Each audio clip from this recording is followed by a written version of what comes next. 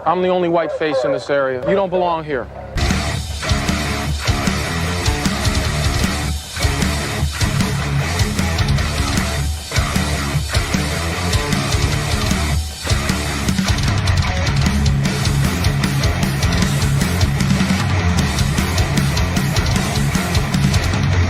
Stop, I'll shoot you in the back.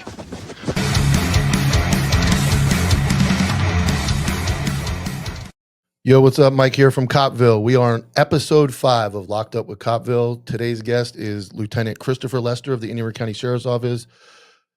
Lester and I have worked together in many capacities at the Sheriff's Office. He's managed to work himself up to lieutenant, watch commander at the Sheriff's Office, and he's also been involved in 3 officer-involved shootings. So, like I promised, my guests are not just going to sit here and talk about nonsense. We have real guests, real podcast. Lester, thanks for coming. Yeah, appreciate it. You're doing real good work with this show. Appreciate it. So we know each other, so I'm going to kind of dumb it down like we don't, because that way I'm just going to leave. I want you to just introduce yourself. How'd you get in law enforcement? How'd you end up where we are right now?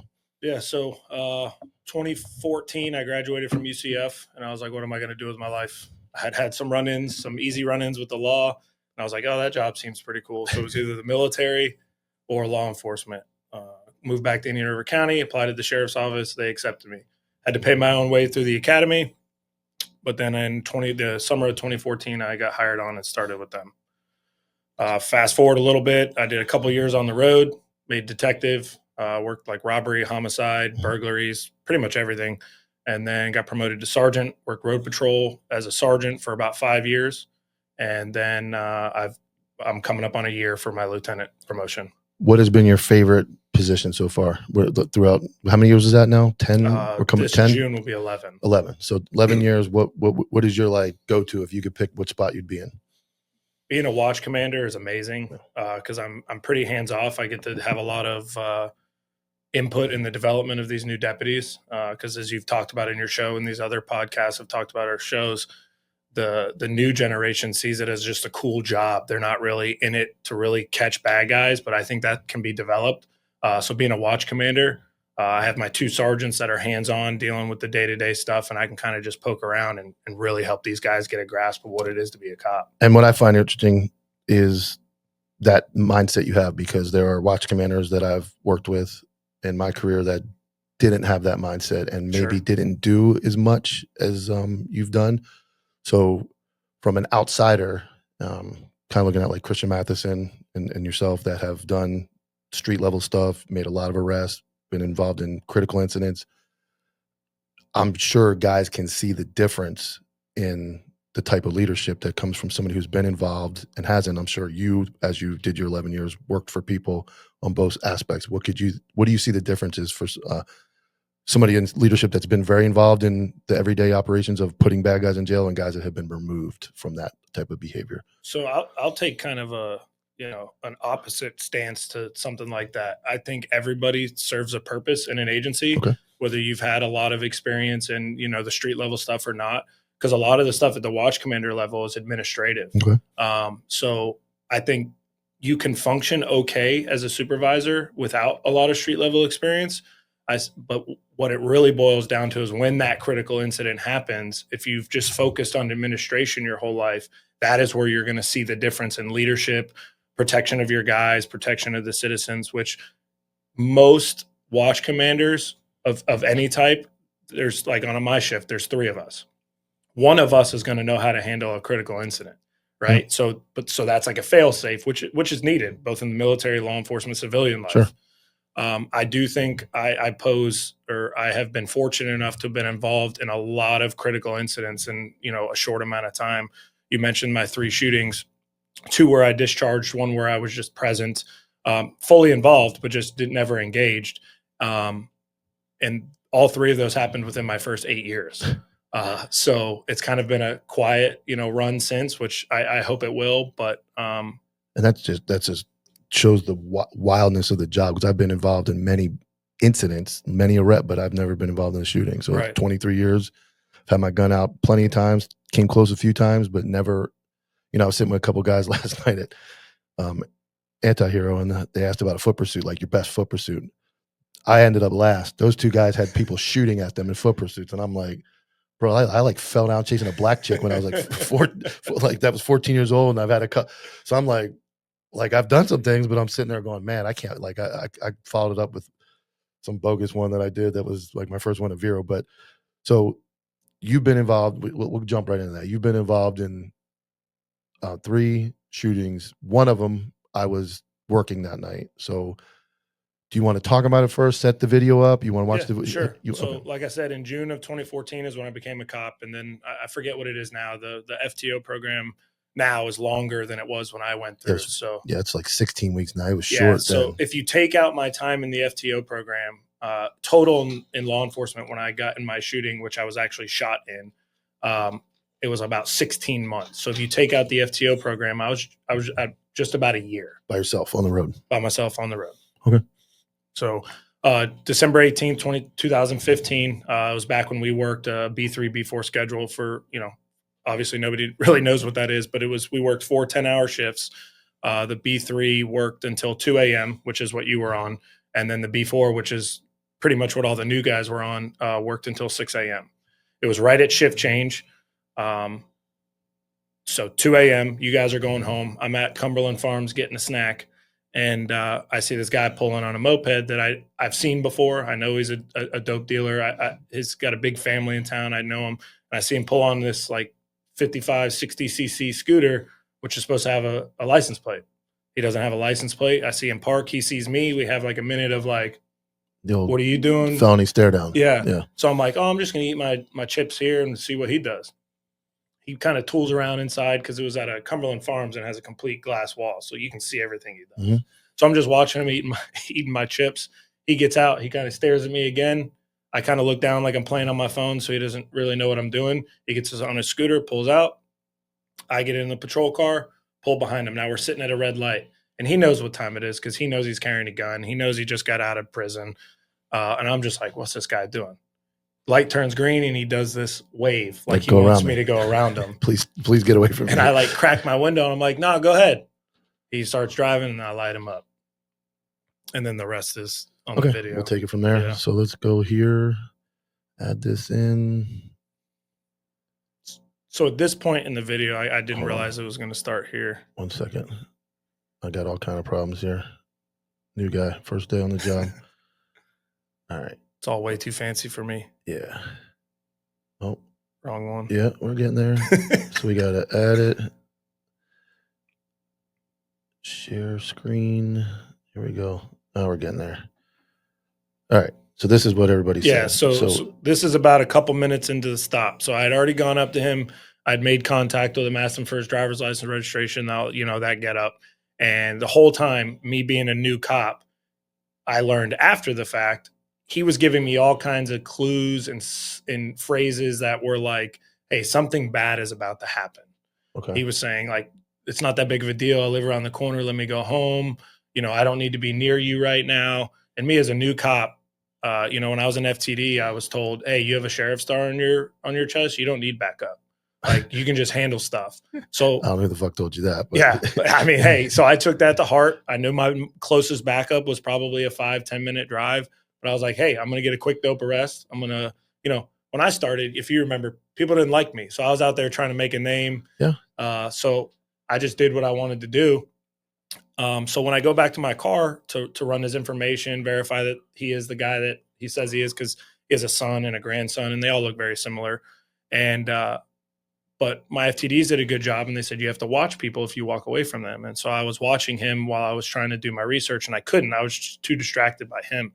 And he's fidgeting, he's moving around, he's touching his pants like he's pulling them up. And I'm like, no, there's something more going on here. He either has a gun, or he has dope, or he's getting ready to just beat feet and take off. Okay. So I come up here, I make contact with him, all right, you want and ask him to come back to the car. Okay. Right here. Don't go reaching into anything. Just go right on the hood. Hands right on the hood. Well, what's the problem? Put your hands on the But hood. I'm saying, what's the problem, sir? You're gonna. You know what? Turn up. No. I don't want a problem. Put your hands on the hood.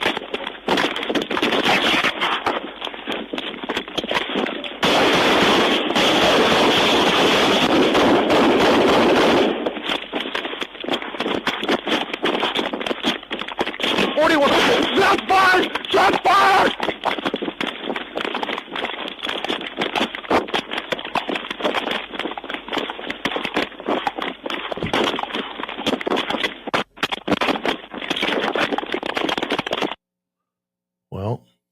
Wild video. It's as bad as yeah. It's hard as me to watch the first time. I remember watching it. Yeah. So I tried to get him to put his hands on the hood. I was going to pat him down just to make sure he didn't have any weapons while I wrote him a ticket. I wasn't even going to take him to jail. And he kept turning his back to me like he didn't want me to see something. So once I got that verbal resistance, told him to turn around, put his hands on his hood. That I think it was 2 or 3 times. I was like, you know what? I'm going to put him in handcuffs.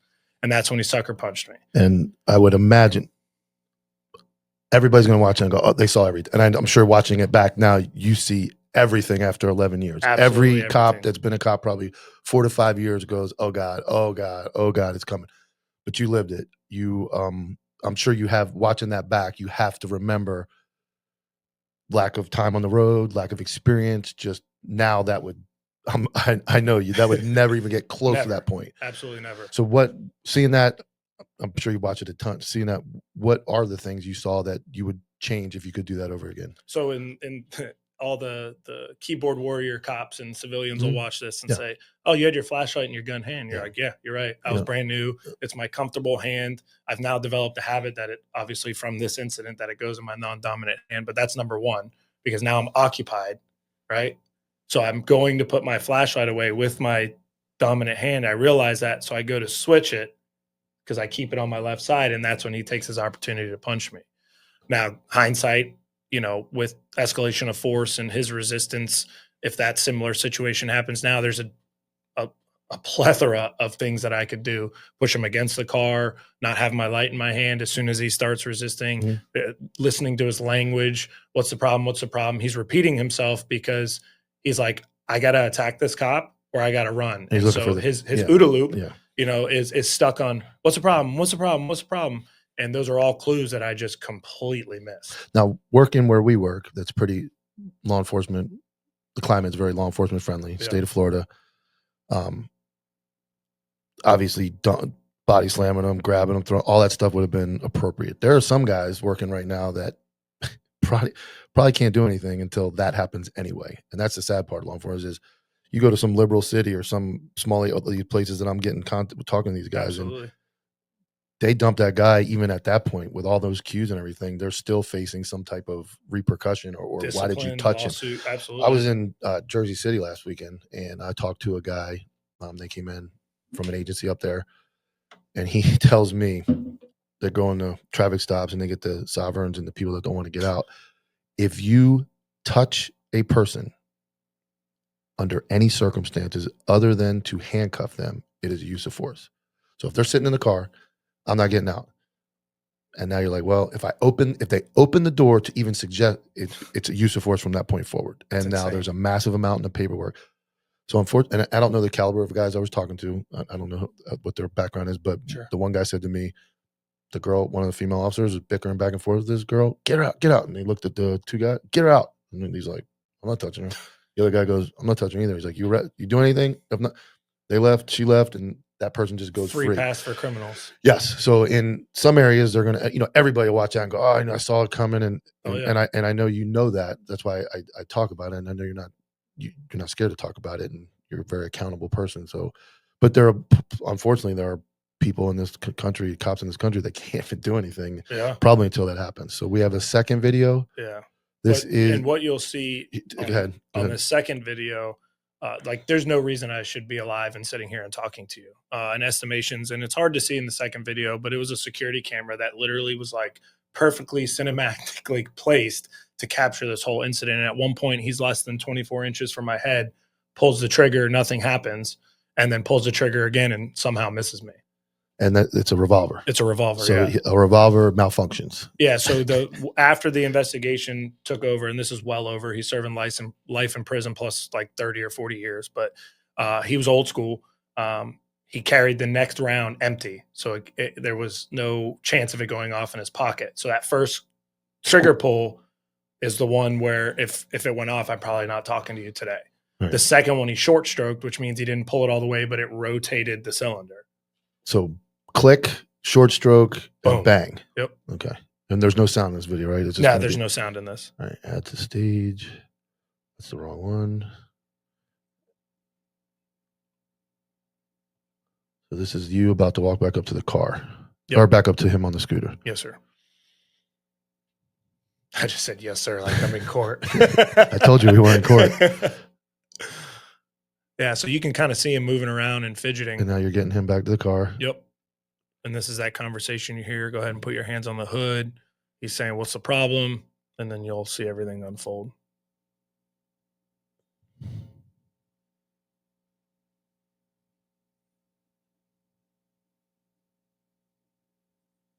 So there's you down. Yep. I don't know why it's jumping like that. Let me try going back. Because it's a pretty fluid video. It's my garbage equipment. And all of a sudden it decided to jump right there. Yeah. If I have to edit it in, I will. Try it again.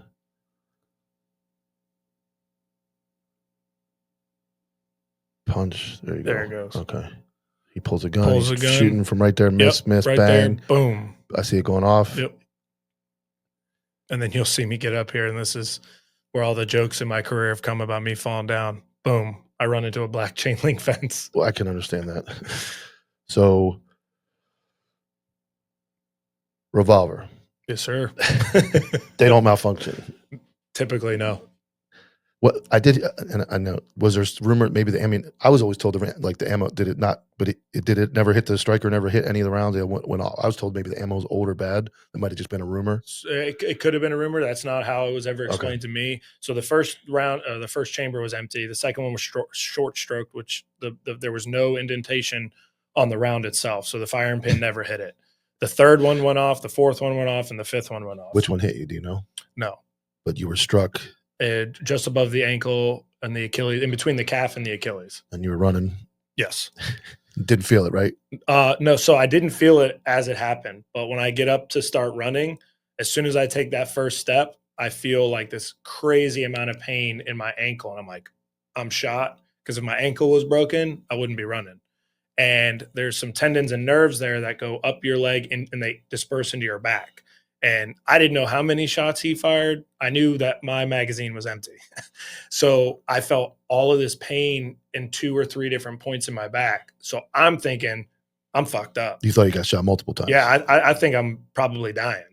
And so I'm like, I can get to my patrol car or I can get to this big ass tree that I know is there because several weeks prior, there was no chain link fence there. I worked this area all the time. It was brand new. It was black. I'm like, let me get behind this, reload. So they were running for that tree, and the fence jumps in there. Fence jumped in there. It almost you didn't miss a beat. No, it kind of threw me back, and then I was like, it threw off my OODA loop. So I'm between, holy shit, I just got shot. I'm shot really bad. This is my point of cover that my brain identified. All new guy stuff. I could have gone in my patrol car. I could have done something else, but I was like, now I just need to create distance. So you get away, you start to create distance, you call it out, and you struck him? Yes, twice. Where at? Pelvic girdle and in his stomach. Yeah, so we see him fall. He kind of falls in the middle of the road. Yep. And then, so where I come into this is I got off at 2. I lay down, and my phone rings, and it's Lieutenant Mason. Levon. Calls me, and he says, hey, what are you doing? And I'm like, I'm laying in bed. He's like it's a Sunday call. Yeah. I'm like, okay. He's like, all right.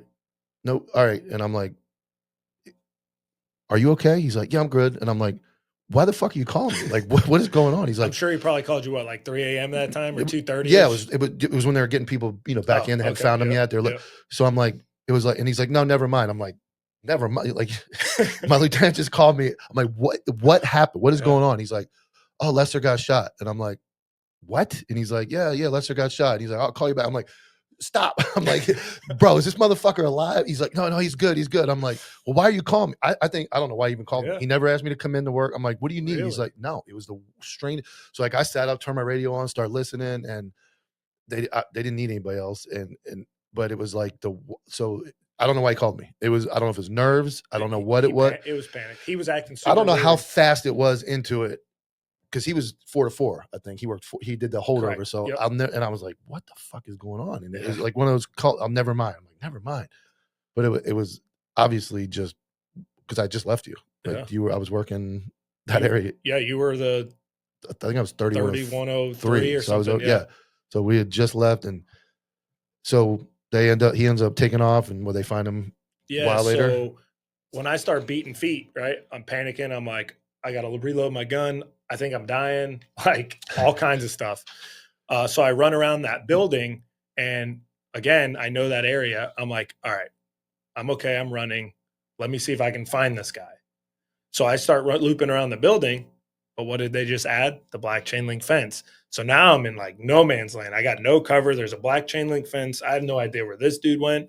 So I just keep running. I just run along the chain link fence, and that road that you can see in front of us is Old Dixie Highway and 45th Street. So I'm like, at some point, I'm going to hit Old Dixie Highway, MLK Boulevard. MLK Boulevard, Yeah.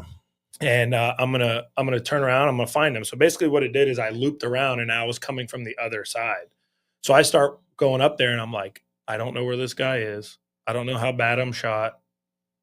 I literally, one of the thoughts was I had just gotten engaged to my now wife about 9 days before this. So that starts rolling into my head. I'm like, I don't know where this dude is. Let me just go behind this like green electrical box and wait for help. And then the cavalry started coming in, and they rushed me to the hospital. And while I was in there, I'll never forget it. This incident kind of had the sheriff's office rewrite how we do things in policy, because I'm in there. They just give me a bunch of morphine. They're poking and prodding my wounds. Come to find out, I'd only been shot once, and it was just the nerve endings. I have a bunch of nerve damage. So that was like the nerve endings dying, right? So it's painful. Yeah, I bet. They come in there and they're like, what happened? And I'm like, I'll never forget it. He's a great detective. He no longer works with us. But, you know, we didn't have these often. I'm the first law enforcement officer in any River County to be shot and survived. Corporal Richard Raskowski, like I think it was 1986, was on a suspicious person's call, got shot and killed. Since then, so you're only second one to be shot in Indian River County, and the first one at that time to be. Yeah, but some other guy shot survived. at, but you're the other one to get hit. I think the SWAT team, like a year later, Yeah, well, yeah, his and then grandson took a round off their shoulder plate. Yes, but we don't have that very often. No. So they come in, and he's a great detective, but we don't have this happen. He's like, what happened? And I'm like, they had just given me morphine, and there was no conversation to be had. I was in la la land. I started talking about it. Other people came in and they're like, hey, give him a minute. And then they came in about 30 minutes after that, and they're like, hey, we found him. Good. And obviously you didn't have to give a statement that night. No.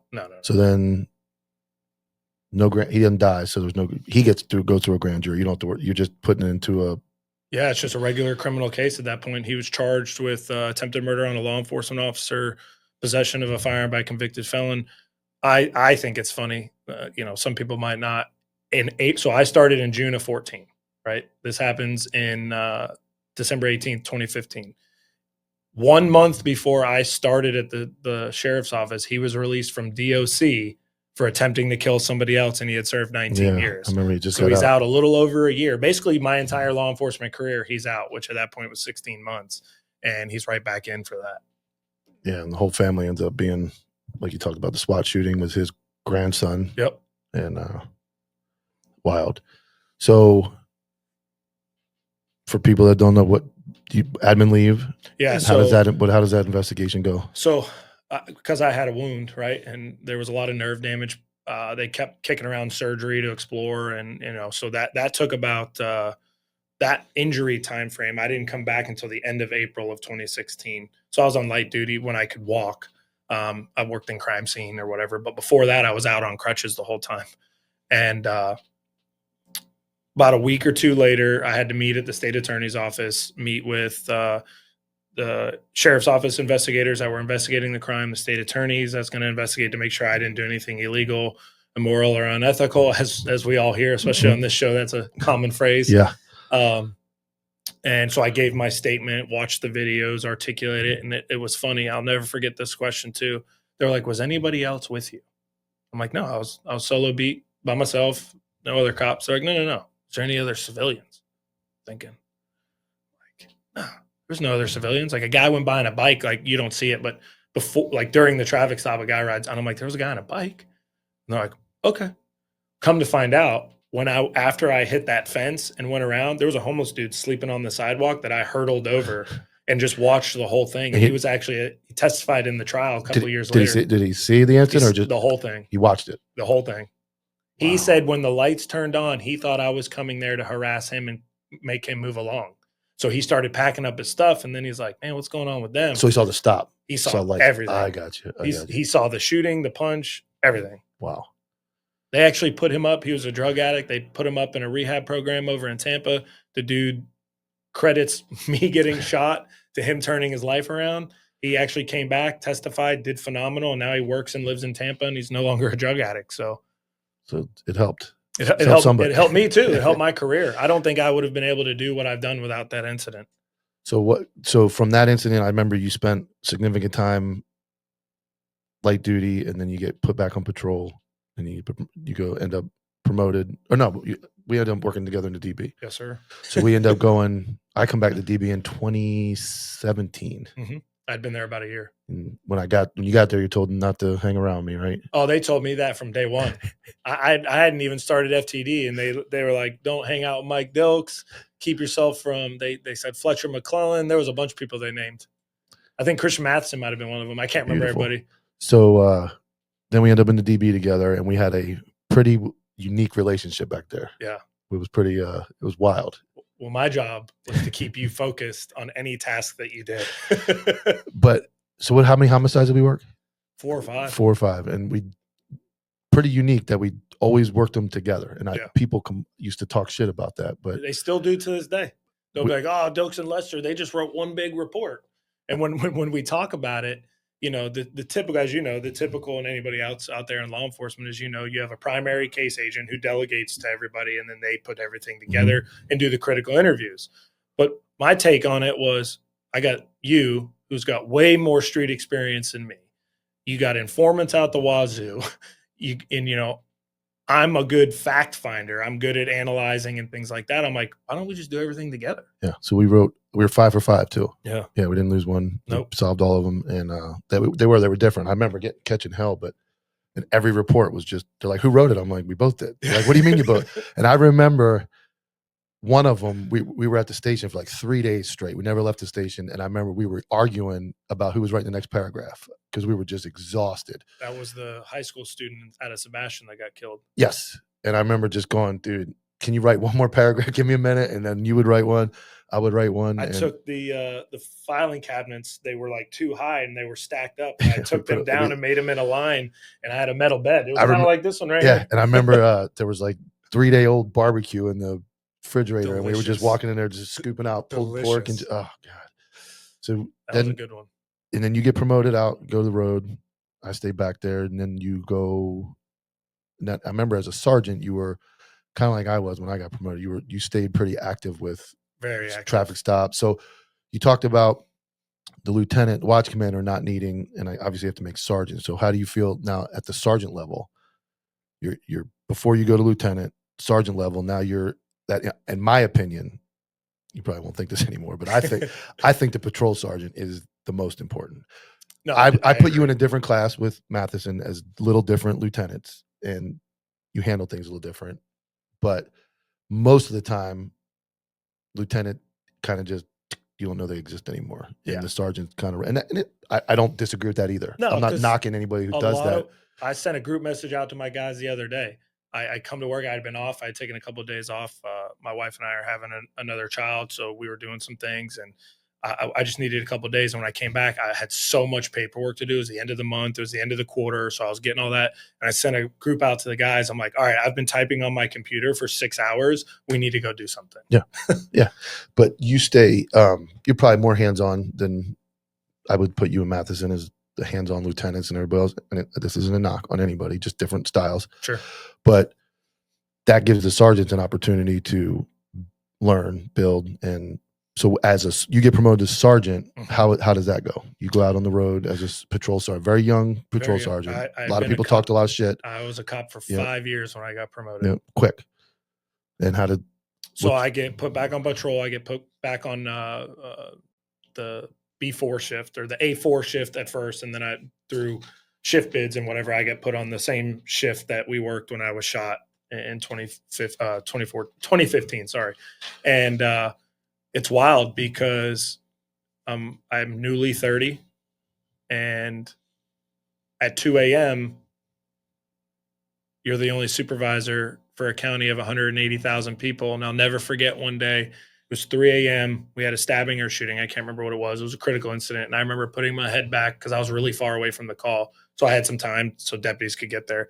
And I'll never forget just putting my head back in the patrol car and going, I'm 30 years old, 5 years of law enforcement experience. Granted, I had in those 5 years, it was decent experience. Yeah. And I'm just like, I'm in charge and I'm responsible for every citizen in this county. Yeah. It was a total, and that I credit that night to being like, if I continue in this career and I continue getting promoted, I have to be the best. I have to know the most. I have to be involved in things to force myself to learn. And if I didn't have that mentality, I don't think I'd have made lieutenant at 10 years. And I think you're a mixed experience too. So some guys are 5 years just as patrol. Right. And then, or they get really fast, like a year in, go right to DB, and then spend. You had a good, solid mix, and I will agree. Like most people knock 5-year sergeant. And there's a lot of jokes about that, but there are people that do more in 5 years, and some people do in 25 years. Yeah, and the level. I mean, it's like if you're a PD versus the sheriff's office or this agent. Like I put a 5. Well. I promise I wasn't going to lie. The older school guys, going back to our era and early, I would put a 5-year deputy at that time against watch commanders from any agency around here. You got to remember, though, and I have this conversation with my new deputies all the time, the crime in Indian River County, when I was brand new, 2014, and when 10 years prior to that, it's completely different. It is. But the level of experience, though, is, to me, you learn. You're not micromanaged at the sheriff's office. No, absolutely not. You're free to do a lot more stuff. Your critical incidents, our pursuit policy is wide open. Yes. Even back when it wasn't, it was. Mm-hmm. It was more outcome based back then, but you could get away with it.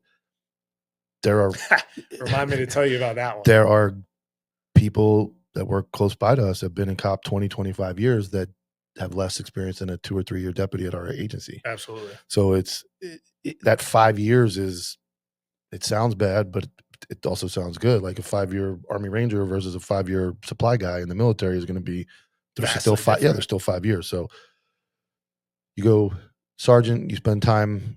Did you go back to the DB as a sergeant? No. So you spend all your time on patrol. I've been on the road ever since, which you've been off since 2018, right? You got promoted? Yes. So you've been out there coming up on 6-7 years. Don't miss the DB. No. So in that time as supervisor, you're alone a lot. And there's times where there's pursuits going on. One time I had a burglary call was called in, and they're like, there's a white car leaving. Well, the deputy gets on scene, and there's 2 white cars, and they flee in separate directions. I'm a less than year sergeant. I authorize both pursuits. This is right when our pursuit policy didn't include burglary. Yeah. So I'm sitting there. I'm like, we can catch these guys. It'll be fine. Well, come to find out, we spike strip one, it crashes, goes into a car. There's like 5 people in it that bail. The other one crashes through a cow field fence and goes in there and bails, and there's guns everywhere. We end up catching a couple of them on scene. The other guys get away from us, steal a car, go to Pensacola, commit a home invasion robbery up there. And I remember being like, if it wasn't for them going to commit a home invasion robbery in a statewide jurisdictional case, I'm demoted. Yeah, that was back when we were very outcome driven. I think most law enforcement agencies are. No, there's some that you can't do anything. I was talking to guys up north, and they're getting like 30-day suspensions, first offense for anything pursuit related. Really? It's not a critical. It's got to be like murder. So see, the only thing I've ever known is Florida. So yeah, and we were very. I mean, I remember he tried to go head on with me as you're like driving in his lane, and the stuff I used to say, we would get away with it. That you just don't. I don't think you get away with it anymore, but because of the policy being as open as our pursuit policy is, you can definitely get away with. I mean, I think it's smart. I think the bad guys deserve to go to jail, and I think that as much as I disagree with a lot of things that happen at the sheriff's office, I'm very down the middle when it comes to credit, and I think our pursuit policy and that ability for you guys to chase people and catch people is a good one. Yeah, and when it first started, when we were given PIT, we were given all these other techniques. Our pursuit policy was given the ominous dominus to go get these dudes. My co-sergeant at the time, Justin Moskowitz, did a PIT maneuver right in the middle of basically our hood. And at the time he did that, the guy's throwing a gun out the car. There's people bailing. This is right in the middle of the hood. There's hundreds of people watching this happen. And ever since that day, we've had less and less people flee from us because they know that we have a no bullshit policy anymore. Yeah. If you commit a crime, we are going to do everything in our power to catch you. Yep. Just because you're in a vehicle and hit the gas doesn't mean we're going to stop now. Yeah. And I think that is the right message for criminals. I remember, and I always say this, my problem with these non-pursuit agencies like Vero and all the other ones, and I think Sebastian's pretty decent, but yeah, they chase some these stuff. ones that don't what happens when you we're waiting for the big incident? Well, we're going to wait for the bank robbery, the murder. No experience. You've never done it. It's the Yep. same as fighting, shooting, any other thing in law enforcement. If you don't do, you can train all you want. I don't care what you say. You can go on the skid pad and pit all day. It's not the same. It's not the same when there's traffic and people and dogs walking and school zones and that stuff. You can't recreate that. So I'm not saying you just go out and get reckless, but to open it up to relax it a little bit, to include, because burglaries are usually done by guys that are dangerous. I mean, most of the burglaries nowadays are young kids that are looking for guns, and then they're firing, they're shooting, they're straight. It's not the old days where kids are, it's bad. We've had auto burglaries where the suspect stole a gun from inside the car. Homeowner comes out to confront him, and the homeowner gets shot by his own gun. So it's those people need to go to jail. Absolutely. And you have to chase them, and I do applaud the agency for that. How do you how does that, you go from you were wild on the road and now how do you throttle it back? Like how have you managed, because some guys never do. I stayed right on the edge of that. I think you do too, but just for conversation's sake, how do you throttle back that I want to catch the bad guy, but now I'm the watch commander of an entire county? So you can talk. I got a couple mentors. There's a few people at the sheriff's office that have taken a liking, and I bounce ideas off of them, and they're great. And you say, how do I balance that? Well, I'm tired of getting yelled at. I don't know how. Kind of like marriage, right? Yes. Yeah. Finally, you just submit, and you're like, okay. Fuck it. She's right. I think for me, now that I'm a lieutenant, it's easier to throttle it back, because if I jump into every critical incident or every investigation, my sergeants now lose valuable training of real life scenarios. Now, if like we had a case the other day, I won't go into much of the details, but I had to jump in because they hadn't had that. They hadn't done it. The deputies on scene that were reviewing video I heard the story. Yeah, we're missing critical pieces of information. And had I not been there with my DB background and stuff, that finding that suspect never would have happened. So it's just learning how to identify when my skill set is needed or when my supervision is needed. And that's tough to learn. It is. And I remember like we would scream at each other over cases, but I think built we always had to, except for the fucking Marine, the sex case with the Marine that I still say was bullshit. Other than that, I will tell you that, because the victim in that showed up to court in her pajamas, and the judge lost their mind. Yeah, I'm sure. I hated that one, but other than that one, which was just minor, like what most people lack is that relationship. Yes. And then the same common goal, but two different personalities that didn't mind screaming at each other and disagreeing on things with the same common goal. It was never like one guy wants to go home and one guy wants to stay. Yeah, no. We had a deal in place that no matter who was on call, the only call was to the other person. You were the only person I would answer if I wasn't working. I'm like, I'm not answering. And then I remember the night of the homicide, the one in Sebastian. Yep. I remember you called, I looked at it, I hung it up. Yeah. Like, answer his phone. I'm like, what? And you're like, homicide. I'm like, all right, give me 5 minutes. Like, let's go. And that's ironically, I think every single one we worked, there was no on-call assistant. No. It was one of us was on call. One of us was on call, and we called the other one. So, but we disagreed on a lot of things. We argued about a lot of things. We disagreed on angles of a lot of things. But arguing those points with somebody that actually has real-world knowledge is what helps you become better down the road. And I think that's where guys struggle with administrations that don't. Sure. Because they don't have real world experience and they're arguing with somebody who's looking at a policy or looking at what the book says or what some leadership class said to do when you don't enough repetition. And I'm not knocking leadership classes because they are valuable, but real world experience, I look at and I don't have a degree. You do, I don't. So there's another thing that's different. I'm but, a nerd. It's fine. You can say it. Yeah, no. I mean, but you did that before you became a Yeah, cop. yeah, But I, and that's a whole nother conversation. But to me, the real street experience. Now, are there college classes that will make you better? Of course there are. There's communication classes, there's speaking, and then there's cop classes, body language, Yep. interview schools. But real world experience with the same common goal, which is catch the bad guy. Put him away. Especially in a homicide, when you have to Absolutely. sit across from a mother or a sister, like the one, well, the lady lived, Phillips, the one that lived across from the station. I still go see her once a year. Yeah, and it's like, man, and those ones are important, and that's where policy needs to be navigated very closely. Sure. Statutes need to be navigated very closely, Yep. but experience is really the key to those investigations. Absolutely. And having somebody that's why I always didn't understand the one detective mindset. Like, It doesn't work. no. And Because there'd be so many times I'd be going in an interview with a victim, suspect, witness. I have this idea of where I need to go with this interview. And you're sitting there and you're like, bro, you just missed this very piece. And you cut in. And is it good to cut in? There's arguments for and against it, but it worked for us. Yeah. Yeah, I literally just thought of that. I'll put I'll meme it in. Funny story is that was a robbery homicide. It was a robbery homicide, and for anybody, the white cat meme where the cat sits like this, we're like 9 hours into interviews, and we're going 4 suspects. Yep. No, 3 suspects. One's dead. One suspect is dead. It was a robbery of weed where the guy delivering the weed gets robbed by 4 guys. He shoots and kills one of the robbers. The other 3 get away. We have them all wrapped up by that night in custody, except for the shooter. Correct. We ended up getting him a couple days later, Yep. and we're going room by room, and we're inching like 1%, 1%, 1%. We're making a little headway. And the last we got kid, yelled at several times that night. We'll just stay in one room. No, we just kept going. Yeah, we're getting a little bit from each one, and then that last room, I remember. I walked in. He said something. You got to keep your gallon jug. Yeah, I'm walking around. I think I was cutting for a bodybuilding show, so I'm like walking around with this gallon jug. I'm miserable. I'm eating like 400 calories a day, and this kid is just the last one that won't say what's going on. And I went in. I just fucking lit him. I screamed at him as loud as slammed the fucking table. You're a lying piece of shit. And I walk out, and he does the white cat for 5 minutes. Just freezes and looks at the door, and just freezes, and then.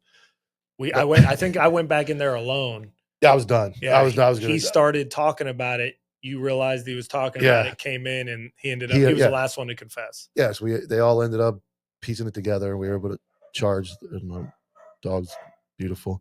So then we made them white cat meme for joke years, for the kid was like on the anniversary. I love that day. Yeah, because on my time hop. Yeah. So every time it comes up. So yeah, it was a unique way we did things, and I mean, people argued against it. People can argue for it. It worked for us. We never had any problems. And there's no 2 very different mind. We both think very differently. Yes. You were able to be more. You stayed more. How do I say this?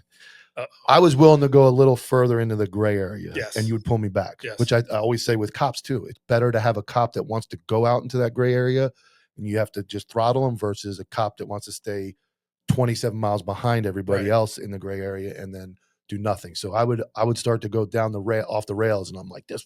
You're like, whoa, let's just go this way a little bit more. That's still a joke to this day. They'll be like, oh, when Dokes and Lester's sole job wasn't to investigate cases, it was to keep Dokes focused. And that was funny. Was back in my dope days, I had somebody that I worked with that we used to have that same type of relationship, and it was just I was able to go find stuff on the streets and get people to talk, and you were better with the paperwork. My spelling's terrible, my grammar's terrible, so you were better with the paperwork. But you also had analytical linking. Yeah, but you also had the same abilities to go get people to cooperate and talk. And I think that's some of the things I don't think you can. I don't think you can teach it all the way. No, it's just like you walk into a room and talk to somebody like, this dude, like I'm prying like basic information. I wish I would have thought of it before I came on, because I have a video clip from my first ever like big dope arrest on the street. Listening to it, was like, sir, what's your first name? Why do you have several baggies of marijuana and crack cocaine? Right? Bad, super right? awkward, bad. Versus we put an arrest warrant out for attempted murder on a guy. We didn't catch him for 2 years because he was gone, and he comes back, and I interview him for almost 11 hours and get him to confess. And when you put those two, like, granted, we're not watching 11 hours in here, but just clips from those two, if you're not doing the work, you're never going to improve. And that's my argument with people getting into like, they need to get experience. So getting into positions too soon. And I say this because you have to learn at some point, but it's the chain of like who is above you, like who teaches you that stuff. Sure. So if you have too many new guys, who teaches those skills? Because Desus was the guy that taught me. My favorite sergeant ever. Yeah, he was the one when I worked. So I came from Vero and I worked with Christian, John McNeil, Luke Keble, Gifford, and that was like a hit squad. Like they were just maniacs. Yeah. Me and Christian Mathis and dope. And then I got transferred a few months into it. I went to the opposite shift, and that's where I met Desus. And he had worked tons of like nasty sex crime. He was like the guy when it came to like pedophiles and child pornography. Because he was in crime scene for a while. Yeah, too. he had the fucking crazy brain. Well, and some of the best cops are a little. He's a little different, Yes. little off, very amazing dude, but just he's different.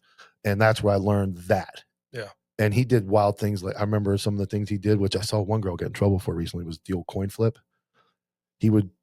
He actually he did knew that. it was going. He knew it, and here's where it wasn't really going to be the outcome. He would walk up to me and go, Right. "We're going to let this girl go," Right. but then he would play the game to coin flip. Or crack was running wild, so he would walk up to the car and he would get a dude, like we would get a guy obviously buying crack or trying to buy crack. Right. What are you doing here? He would go through the questioning. Blah, blah, blah, blah. Okay. And the guy was like, okay. He's like, pick up the phone and call your wife. He's like, well, he's like, call your wife and tell her what you just told me, where you're in Gifford right here. You're meeting her. And they'd be like, huh? And that's where I learned like just little off the wall questions. Like if I wasn't really there on business, I would pick up the phone and be like, hey, I was over here meeting Freddie for the chainsaw. And I'm not calling my wife. And I'm like, oh man, I see what he's doing here. Yeah. And it's those little subtle conversation pieces and those little questions he would set up that I learned before Read Technique, which is one of the most popular. Everybody goes to Read and everybody's an investigative genius when they walk out. I never took the class. So I took it in college, but I think I slept. It's like one of those really, it is a good class and it teaches body language and all that, but it's just like, it's like when you go to DT and you're like Chuck Norris when you come out, like you're ready, you're going to do all that. It's the same type of class where you learn it and you see how it works. Like you see a guy throw a 95-mile-an-hour fastball. Doesn't mean you can go do it. Correct. You see it and you're like, man, but then you have to hone your skills. Which my Red Sox won in 11 last night. Just saying. I don't know if the Mets won last night. But so that's like those type of, but that ability that I learned only on the street. Yeah. From a guy who did it and was willing to go. And I think that's where a lot of this stuff is. I think that's the key, is what you said. He was willing to do it. He was willing to do it, and he was there. Yeah. I look at my shift right now, 5 years ago. All of law enforcement is new. Yeah. For how many years during the 07 housing crisis and the collapse of the economy did people not hire for years and years and years? So you see all these experienced guys moving up in retirement ranks, so to speak, years of service wise, that are now leaving in droves. I don't care if it's a Republican state or a Democratic state, they're near retirement. Yeah, in some of the liberal areas, are they retiring early? Sure. But we have this gap. I remember looking at it at one point where the most senior person, the least senior person on the road was just out of FTD, right? And then the most senior person was at like 17 years, and there was nothing in between. Yeah. That 17-year guy doesn't want to teach somebody fresh out of the academy. So I think too, like a double-edged sword, there's not enough guys that can teach it. Yeah. So we're kind of in this limbo. You either do it yourself or I wasn't an FTO until right. like 15 years in, but you guys came out and there was that group of us that did police work. And when we saw one of you guys do it, we're like, okay, that guy's in. That guy, you didn't get a sticker. I didn't. I said that the other day watching the episode. I'm like, I never got one of them damn POW stickers. I think we moved south. What happened was I took Avila, Holly, and I went from Gifford to south. Yeah, and that's when that really kicked up. Man. Yeah, but I never made it there. There's an instance where I took, and then I remember Desus really liked Avila, and a lot of people know Avila actually worked at Smith's. Yes. Yeah, he was a clerk. He used to carry some gold pistolas. And he had that fancy Camaro. Yes. So I remember meeting him there, and then they go through the academy, him and Holly. And so there was always a guy, there was a guy on every shift I remember when I was new that was like the guy you had to earn the respect of. And then he taught you the way. Unfortunately for me, it was everybody. Yeah, you had a whole, yes, nobody, that not was one. That was a great squad. It was a wild squad. And that's where like Desus taught me. And I was a cop. 4 years before I came to the sheriff's office, and in 6 months at the sheriff's office, I did more police work than I did Well, you in came 4 from years. Vero, Yeah, right? Yeah. 4 years of Vero, the wildest things I ever saw was deputies. Sure. Backing up deputies on traffic stops, or deputies backing me up in traffic stops when shit went sideways. But then I came here and I'm like, holy shit. And then there was Well, and there's a difference between the sheriff's star and the Oh, yeah. police shield. Oh yeah. Because I remember one time I was a deputy.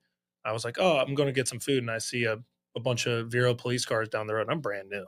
I don't know what the difference between the star. We're all the same. It's thin blue line, right? Yeah. We're all the same.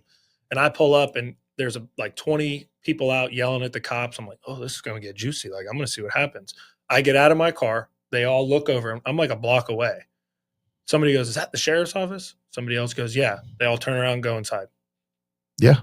It was in our county, it was like that. Yeah. And I was like, what? And I'm talking to the Vero cops and I'm like, man, what'd you do? And I'm like, I just showed up.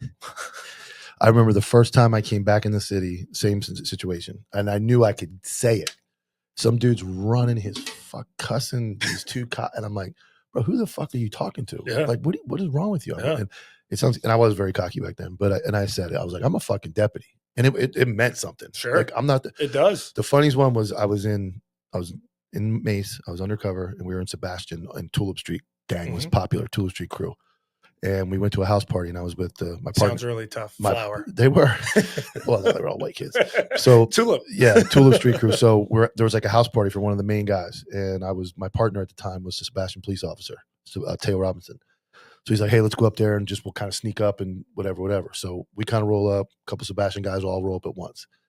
And this kid's walking in front of me, and I don't have my badge out, but I jumped out, police, whatever, Mace unit, whatever I said.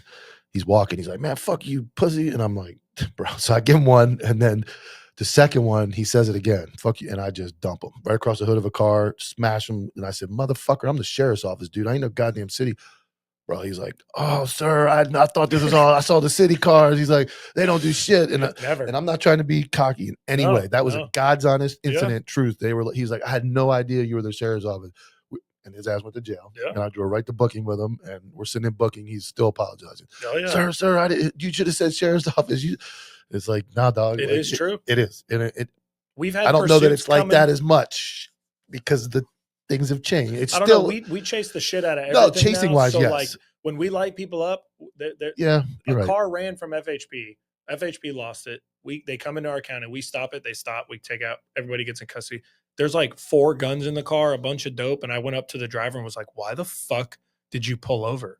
He's like, because I didn't want to die. I hear y'all put people in the ditches. Yeah. And I was in the South Florida Task Force group, and it was Martin County is still very aggressive, but Martin County was way up here when I started. It was the only county around here that pursued. I think we've definitely passed them in aggressive pursuits, and they get after it when it's warranted. Yes, but they don't have a lot of that proactive or the leeway we Yeah. do. And then it became in the chat group. I remember guys just going, just let them get to Indian River. Yes. As soon as they get to Indian River, it's over. Every time. Then they're not going to get away. And there are many. But that was before FHP got wild. Now they're nuts. Because they're worse than Arkansas us. State boys, they started posting everything. So now FHP, Arkansas, Georgia, and now FHP. FHP are the 3 that. Because before FHP was soft. They got now wild. They're out of control. They're T-boning people. It's not a pit maneuver. It's a crash. They're out of control. It's a crash. But we assisted on a pursuit a couple months ago, and I was like, "Hey, we'll help them, but as soon as it's done, we gotta leave." Yeah, that's like they're up there. And then right before I went into the desk job, there was a few that were FHP, like, we're down in Fort Pierce. They crashed into and it was just do it. I agree. So. We talked 2 more shootings. You're involved in a second shooting. Yep. Tell me about discharged. That one. Yeah. Okay. So that was in 2022, okay. June. And this was like a mentorship kind of deal that sparked it. Is I had a deputy that still works at the sheriff's office. He doesn't work for me anymore, but you were a sergeant when this one happened. Correct. I was a sergeant for the next 2. They happened in back-to-back 2 weeks. Beautiful. So I got on leave for 2 weeks, came back the next day, but I didn't discharge in the third one. I had it. We'll get into that. Good. But we had some burglaries going on. We had a suspect vehicle, partial tag. We kind of knew where they lived based on some witness informants. We see the vehicle. Deputy calls me. I'm like, hey, get a stop on it. Dark tint, expired tag. Like the stop was textbook. And it's on YouTube. And deputies go up to make contact. Backseat passenger. You can see a gun in the, I call it the billfold or the pouch of the front seat in front of them. They're like, hey, don't touch it. Don't touch it. We get more units on scene. Long story short, as they're removing him from the back seat, they go hands on, and for whatever reason, this knucklehead, whatever you want to call him, grabs the gun in his non-dominant hand, right? So he's getting out of the car, going to his right, grabs it with his left, switches it, and then turns back to us. And that is when the gunfire exchanges. There's a second gunfire volley because he fell down after getting hit once or twice, and kind of points it back at us again. And that's when I end up discharging. He drops the gun. We cease firing. He runs into a community. I basically take the outside incident commander, my lieutenant at the time, took inside incident commander. I put together a team. We went and found him hiding in somebody's garage. And then the case unfolded from there. He lived? Yeah. No deputies were shot? Nope. He lives. And is the case dissolved? No, it's still going on. I talked about that incident, that particular, because it's on YouTube. Okay. Like, and it's all public record. But that's still, yeah, the case is still pending. Yeah, I think the main person in that has pled and is sentenced, but there was some co-defendants in the car that are still in the wind with warrants. So you go on leave, you're cleared, come back 2 weeks, and then the third one. Yep, that's a wild one. It's very wild. I get back on a Friday. This was on a Saturday. And so I guess it was the second day when I came back, and we get this innocent random teletype, which if you don't know what a teletype is, it's just a printed document that one agency will fax another agency's dispatch. The old school, like, email. Yeah. Like, it's hey, old. Yeah. Here you go. This is what we got going on. And thank God one of our dispatchers grabs it, looks at it, sees shooting, possible abduction. They didn't call us. They just sent that document, and there was like a 3-hour time delay. So they notify myself and the other sergeant, and we're like, no, we gotta do something about this, because the listed suspect we know lives in our county. He's a shit bird. So we start setting up on his house, and this is a very long 8-hour standoff, 8-hour incident. I'll try and make it short and sweet. Go down to his house. We don't see the car. We don't see anything. A deputy out by 95 finds the car getting onto 95. Now we know he's a shooter. He's suspected of shooting his girlfriend and abducting another one in this particular case. Deputy starts following him. Suspect sees him, starts increasing speed. So I tell the deputy, go ahead and start the traffic stop so we can get everything in place. Because Brevard won't chase unless we're actively pursuing somebody. In fact, they never really got involved. That's all. They didn't do anything. But anyway, while that chase is going on 95, he's got 2 hostages, and he's cranking rounds at the deputy out the window on 95. Nice guy. Yeah. Sebastian PD gets involved. Their K9, Richie Rivas, great dude. He's getting ready to retire. I hope he stays. Hope he comes back to us. He's been a cop forever. Forever. He's got the same look on his face. Oh, he's never upset. No. He's one speed. I just call him one speed. Every time you see Richie, he's like calm, cool, collect, but he's a great cop. Yeah. So he's chasing the car now through Palm. They drives up into Palm Bay. They get off, driving through intersections. Wild. It's the video 5-6 o'clock traffic.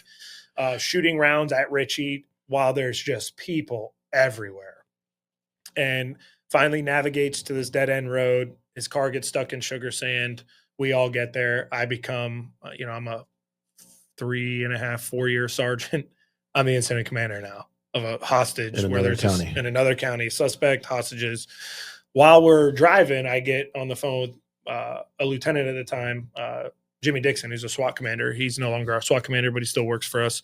I'm like, hey, we got deputies getting shot at. We got a hostage thing. Like, get the SWAT team. Like, we're going to need you. Like, we're not letting this guy go. We're not stopping. He gets on scene. He takes kind of like the rear incident commander, I would call it. I'm trying to negotiate with this guy. Long story short, he pushes one girl out. She's shot. She can't get to us.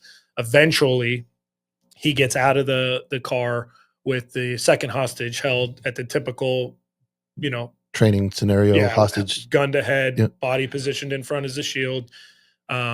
We had a sniper team that was getting ready to deploy. As he's backing away with her, he kind of turns his body, and one of our sniper team members who was there working patrol, he was the other sergeant with me, takes a shot, hits him in his ass. He falls down. So we think he's down. So we wait. They stand back up, gun to head, into the woods.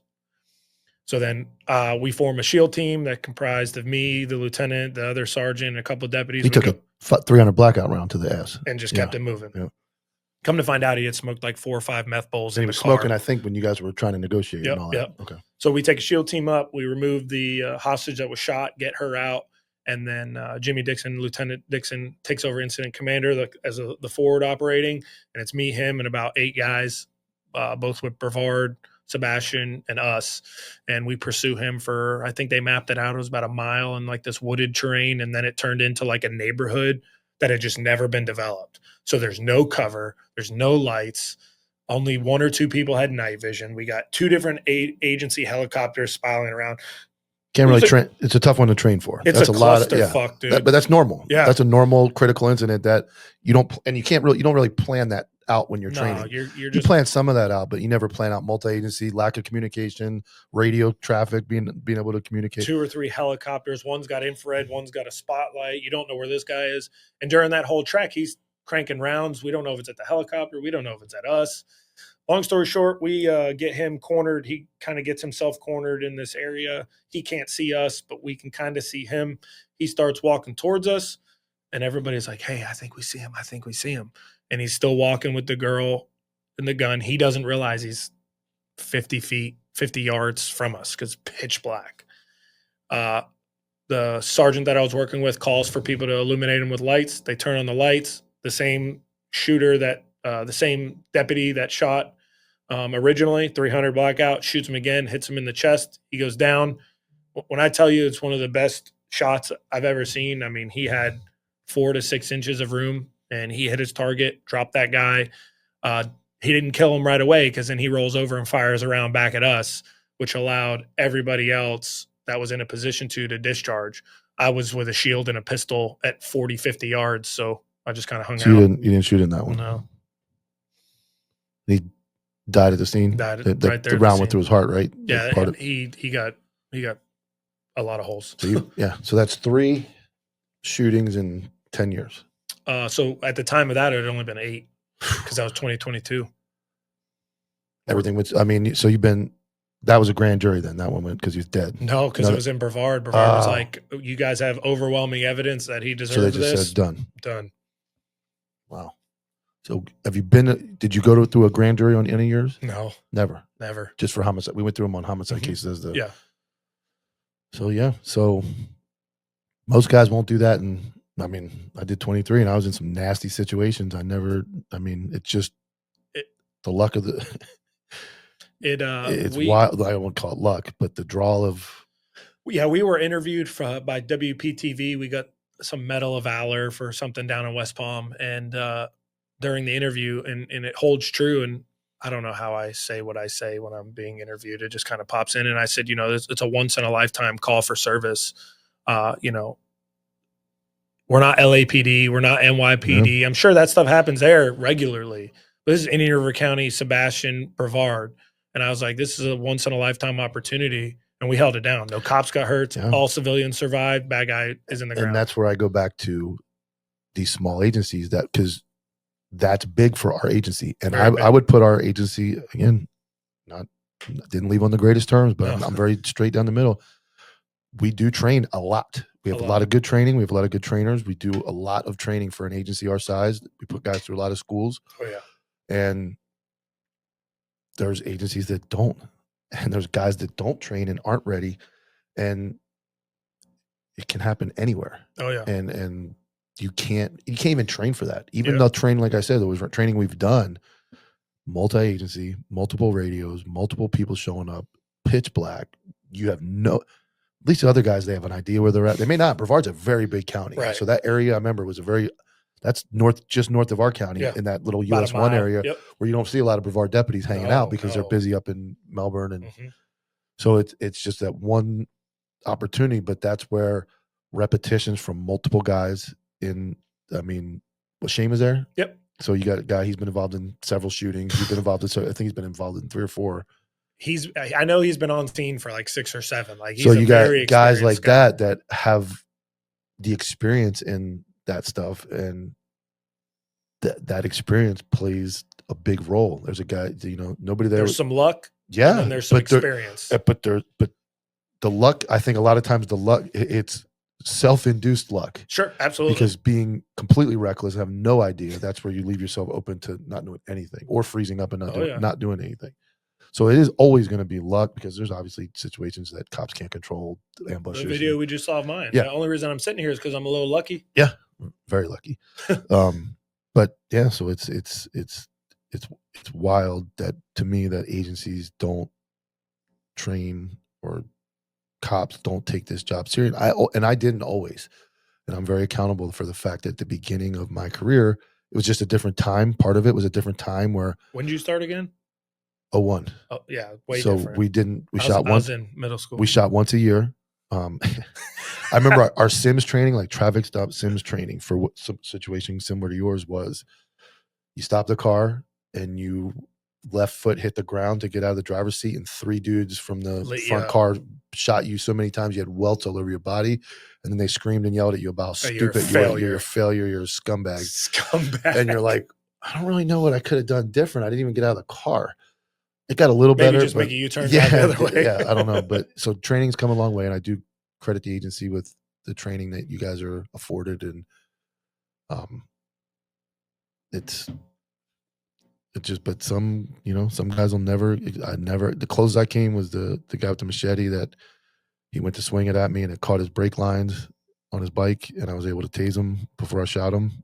That was probably the closest I came, and even in that, things are happening fast, and you remember the smells and the taste, and you're like, damn, that was close. Like, fucking dude could have chopped my fucking face off, or I would have killed him. So, but to bring it full circle, what you said, like having that experience, being a young watch commander, it's both a double-edged sword. Like, I have the experience to teach, but those experiences cause me to have such a high standard.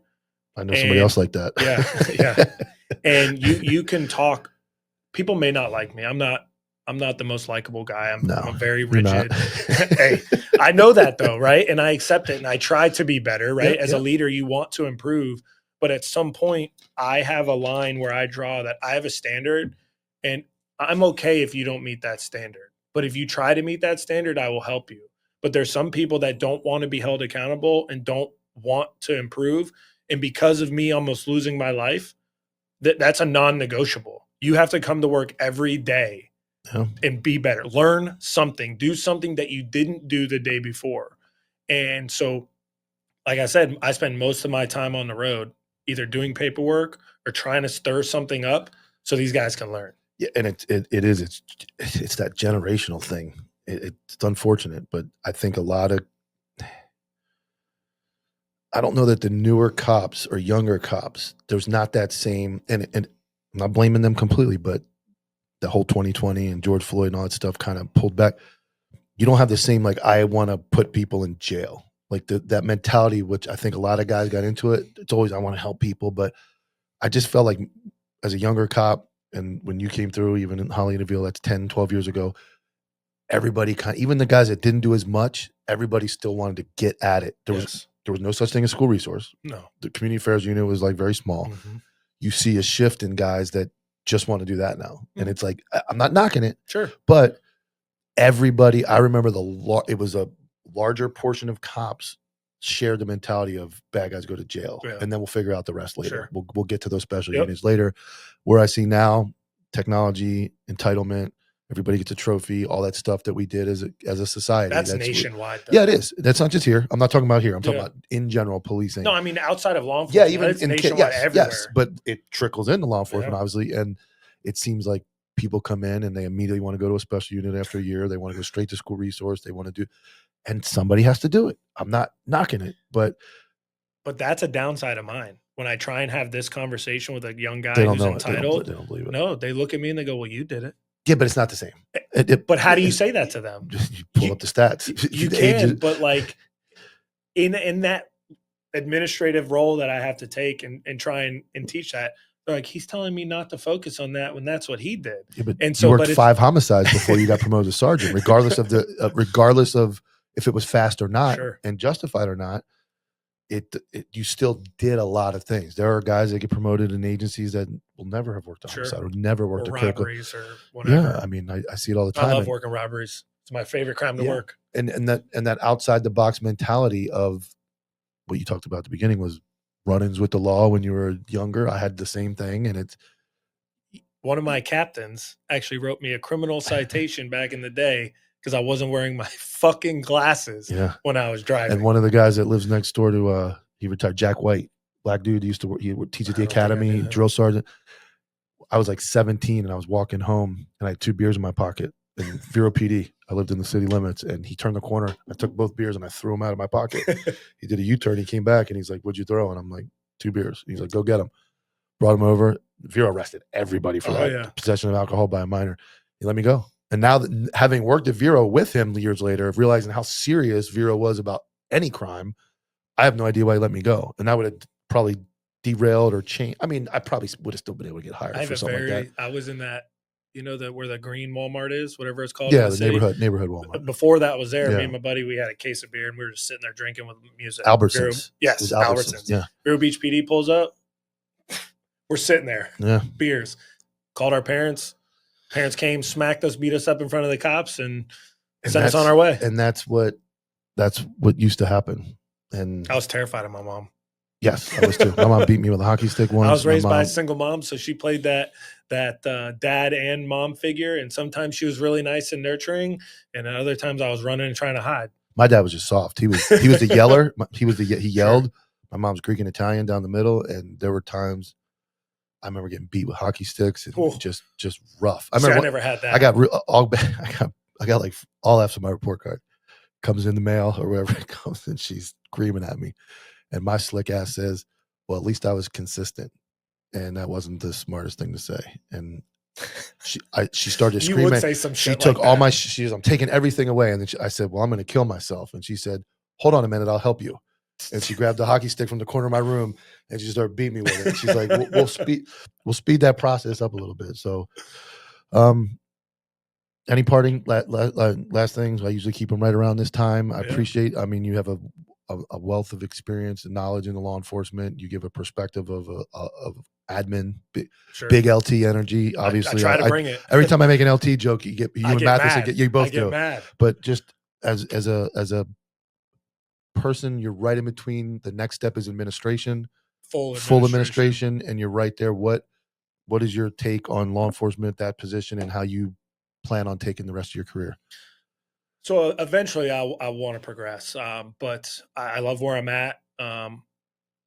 My focus now, at least at my agency or anybody watching this, if they have ideas or whatnot, is don't change when you get promoted. If you're a street goon, be a street goon, but just know the policies a little bit better, know how to teach it a little bit better, stay within the policy and show these guys that it can be done. Because if you're going to be a supervisor that's a street goon operating outside of policy, now you're putting bad juju, so to speak, on your new guys, and then it's just going to create animosity. That is a little bit of the administrator in me talking now, because I never used to do that. But seeing the administration side now and seeing the street goon side, there is a place for it to marry and become one. There is. It's just very difficult, and it's going to take several years of having high standards and accountability and training and proactivity. Yeah, I'll because you still work there, I'll keep it. I won't put my 2 cents all the way into that. Sure. But I agree with you that I personally think if there were more people like you in leadership positions in that aspect, and I am not knocking anybody as a lieutenant to sheriff, this isn't a jab. My ideal agency would have people like you in roles of leadership in patrol. Sure. I'm not saying administrative. Somebody's got to do the IA stuff. Somebody's got to do investigations. It is all needed. Somebody's got to run the jail. But if you were able to, in my perfect world, you, Christian, I would pick guys like you to be in charge that would be able to have done the reckless shit, made it through one way or another, and then are able to know when it's time to apply it. I will knock myself a little bit. I got to that edge a couple times, and I remember I was a sergeant in street crimes, and I actually called for a dog and let the dog deploy on a non-deployable because I'm like, fuck it. And I remember Reeve was like, "Hey man," he's calling me, and I'm like, I'm calling the canine. I'm like, well, and I remember that. And I remember arguing, and my wife is always very honest with me, and you know that, honest with everybody. Oh yeah. I bitched and complained, but then it was like, bro, you're fucking wrong. Like, as much as you want to catch that, it was like like a crash leaving the scene, non-injury. Sure, It was something sure. silly. And I'm like, well, just keep the dog close on the lead. I really want to catch this guy. And I sometimes tended to go, fuck it, just do it. And I think that's where. But I think that serves a purpose. It does. You're bringing that injury. The sergeant's supposed to help the deputies go after it, get it. Yeah. The lieutenant's there to. And I think that's or it's an outcome driven. Absolutely. You bite and you're like, fuck, what do I do now? I made this. I got to eat it, knowing it. Or you find them and everybody's like, hey man, because I remember once before I wrap it up, I was in a foot pursuit myself as a sergeant. It was 9/11. I have the video still. Dude takes off. I run one of my better runs too, like a minute and a half. Black kid, young black kid, fast as shit. Yeah, and I catch him, but as I'm running, K9's coming, and he's like, "What's the driver?" But and I give out something, and when I got back to the car, Matheson calls me. He's like, "Hey, dude, like you have to know exactly who the driver is by description, because if he deploys and bites the wrong person, host." But at my 12.5 miles an hour, I was getting, that's not going through my head. I just remember kind of seeing a dude in a gray jacket and a black jacket go that way and the other kid go that way. So that's one of those supervisor moments where if you're going to get into the middle of shit, you're still a supervisor. And it's so, hard, man. I do it. I get sucked in, and I've done it recently. And you literally just have to force yourself. Like, well, I just parked. Let the sergeants handle it. Realize, hey, they need a little assistance. Then I'm involved. You know who did that? So hard. What's funny is Matheson always ended up, as crazy as he was, so good at it. But he always ended up so far. I used to laugh. He was always so far away from all the critical incidents. It was like he's on the radio telling people, "Ram him." Well, I'm not pit certified. I don't care. Yeah, ram him, take him out, like making those. I remember. But it's like after he became a lieutenant, he was always, it seemed like, in the wrong. He was never close to it. He trusted people. He did. To do what they were supposed to do. And that's a great leader. That's and I'm by, like, I didn't work for you, so we worked together. You're an asshole. But I'm sure my if I was gonna draw a watch commander, that Christian Matheson, and I know overwhelmingly it's gonna be agreed upon. Sure. That is the guy. Yeah. That is the guy you want. He could hate you and you would never know it. Nope. And he would. And I saw him be I thought he hated me for years. I saw him be very fair to people that just smoked him. Yes. Like talked about him that he knew about. And so great leaders, great stuff. I appreciate you coming on, man. Absolutely, man. Thanks. All right. I'm the only white face in this area. You don't belong here.